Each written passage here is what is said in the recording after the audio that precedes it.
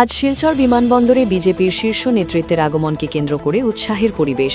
বিজেপির মাননীয় রাজ্যিক সভাপতি দিলীপ শইকিয়াজি ও বিজেপি যুব মোর্চার রাজ্যিক সভাপতি রাকেশ দাসজি আজ শিলচর বিমানবন্দরে পৌঁছান।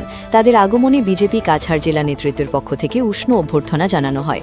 দলীয় কর্মী ও নেতৃবৃন্দের উপস্থিতিতে বিমানবন্দর চত্বরে দেখা যায় ব্যাপক উৎসাহ উদ্দীপনা।